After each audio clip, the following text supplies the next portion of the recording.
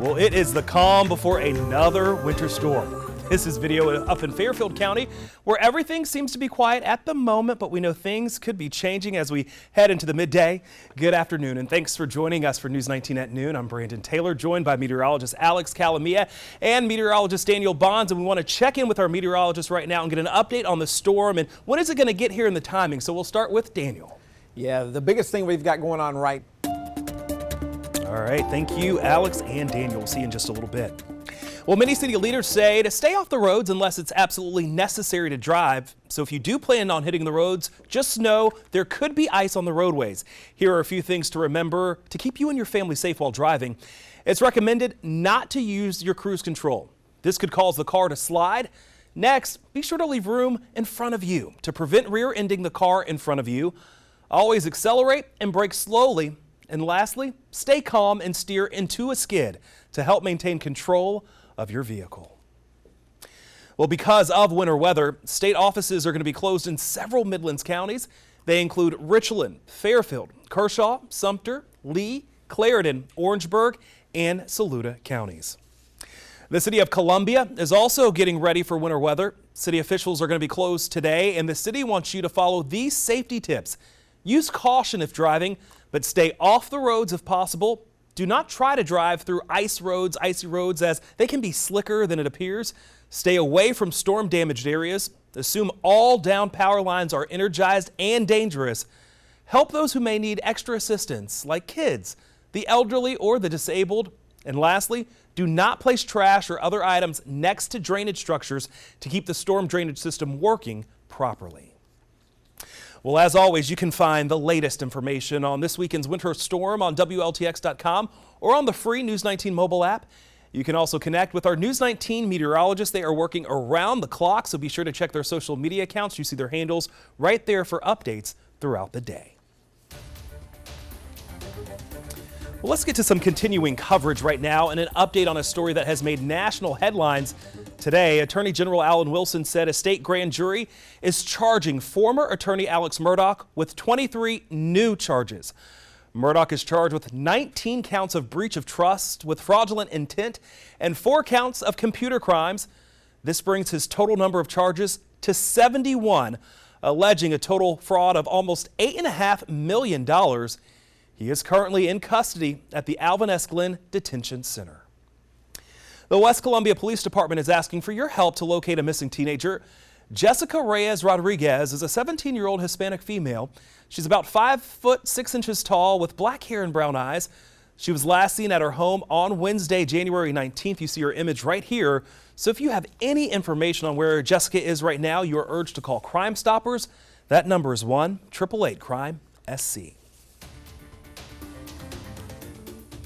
Well, if you received a letter from the IRS about child tax credit payments and saying you owe money, it probably isn't a scam.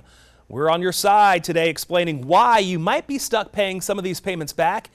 Eligibility for child tax payments came from 2020 or 2019 tax returns.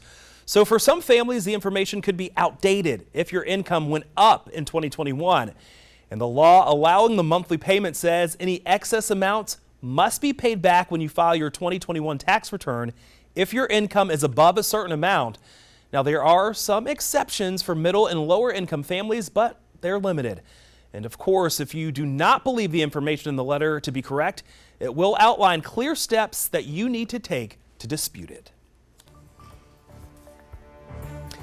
DHEC is giving away 140,000 at-home COVID tests across the state. Starting this Monday, you can pick up an at-home test at various public health departments. Each person will get 1 test kit containing 2 tests each. To make sure your local health department has at-home test kits available, just visit the COVID testing locator page on DHEC's website. The health agency has ordered more than 2 million tests and hopes to receive the rest soon.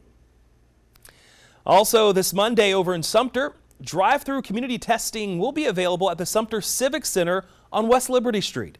The site's going to be open from 9 in the morning until 3 in the afternoon. Pre-registration is recommended but not required. For more details, you can visit DHEC's website at scdhec.gov/COVID-19. Well, taking a look at the latest COVID-19 numbers from DHEC. The health agency is reporting 13,898 new infections in our state.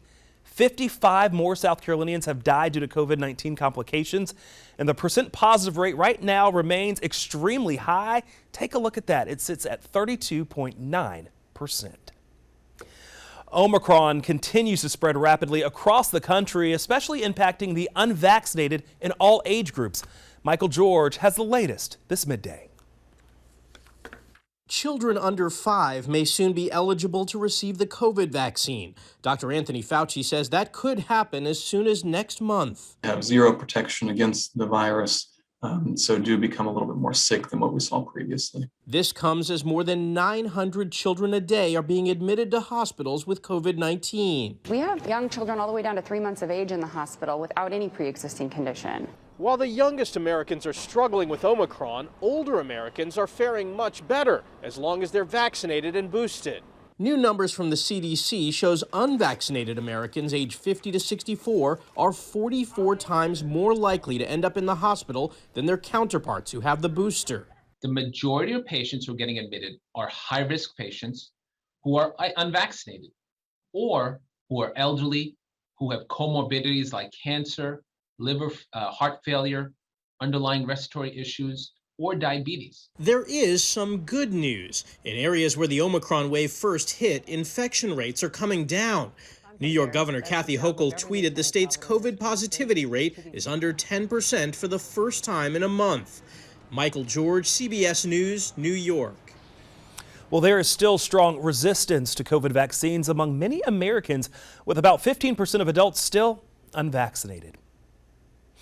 A new study this midday suggests COVID vaccines do not affect fertility in men or women, but getting the virus could.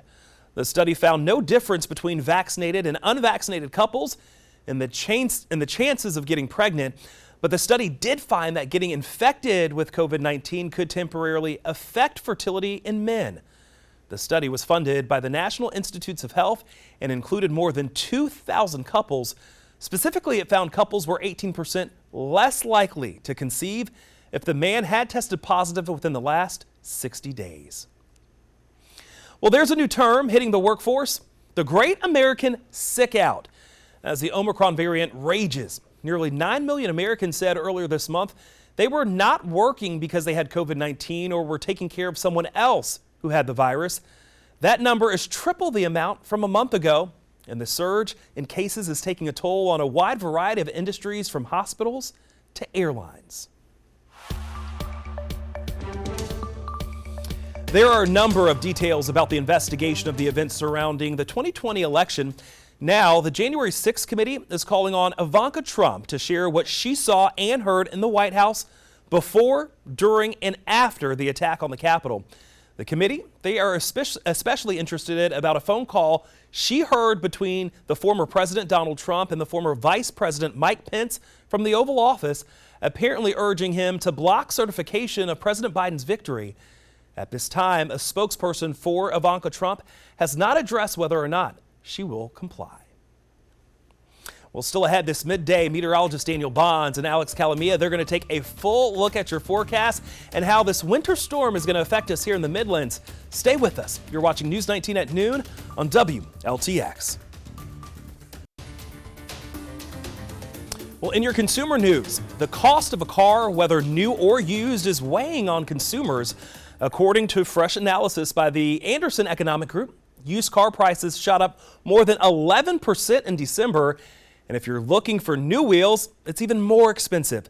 New car prices spiked 37% on an annual basis. The jump comes as wages barely move the needle, as incomes rose less than 5% during the same period. All right, let's get a check of our forecast. Meteorologist Daniel Bond standing by. And we're also going to check in with meteorologist Alex Calamia as well, but let's check in with Daniel right now. Yeah, we are tracking. All right, well, that's all of the time for now, so make sure you stay with News 19 throughout the day, both on air and online, for the very latest on the weather conditions. Stay safe and stay warm, Midlands.